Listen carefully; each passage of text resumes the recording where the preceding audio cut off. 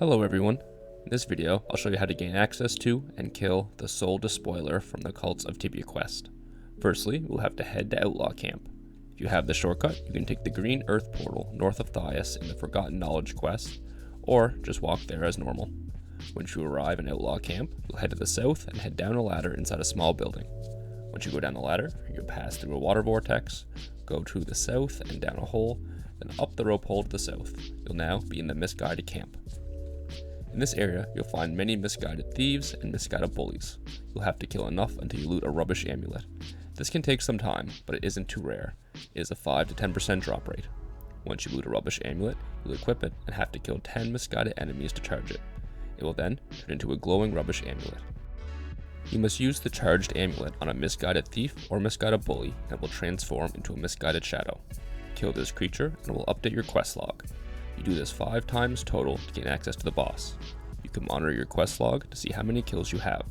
The player that does the most damage will receive the kill in the quest log, unless you are sharing experience within a party, then everyone will receive credit in the quest log. Also, you do have a time limit when you start charging the amulet. If you are too slow, the amulet will drop on the floor. I recommend, after killing a misguided shadow, take off the necklace and re-equip it to begin charging again. This prevented me from losing my amulet. You also have to be careful. If you're in the underground building area, the room will change and the gold on the ground will disappear. If your necklace drops during this moment, it will be lost when the floor switches back, so be careful. Once you've killed the 5 misguided shadows, you'll be able to pass the energy wall within the underground building and enter the boss fight. I have been duoing this boss with a mage as the main blocker as a paladin since before level 400, so it isn't too difficult. It's even possible to solo, which though possible, can be a bit more annoying. At least 3 to 4 players is nice for this boss, as it will make the first phase a lot easier. The first phase, you must defeat the Sinister Hermit. When his robes are yellow, he takes almost no damage. You must keep an eye out for the orange text splash, which will appear when a geyser activates. You must lure the boss onto the geyser, and as soon as you do damage to him while on a geyser, his robes will switch to blue. In this form, he is more vulnerable to damage, so you'll actually be able to pick away at his HP. Also, every time the Sinister Hermit switches to his blue form, he will summon 2 Vermin Swarms.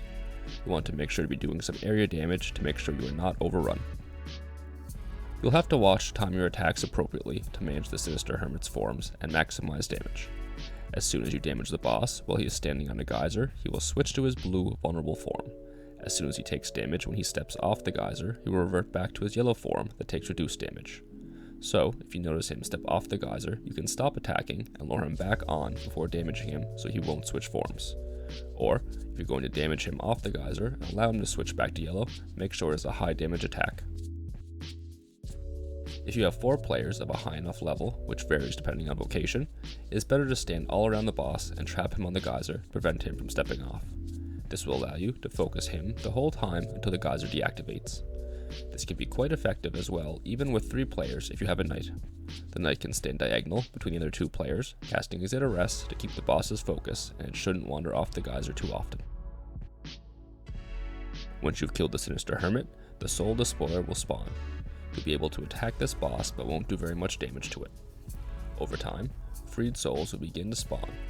These will do drowning damage to the boss for several thousand damage each hit. The boss should die when you have 3 to 4 freed souls spawned, damaging it. Just make sure to keep them close enough to the boss so they damage it with their AoE. The Souldespoiler is in the Archfoe category, which means you get 100 boss points total for 60 kills. Some websites say this boss drops a Shield of Corruption, but I've never seen proof of it. I wouldn't bother putting this boss on a boss slot ever.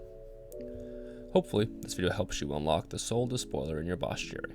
If you found this video helpful, please like, subscribe, leave a comment below. Thanks for watching, and happy hunting.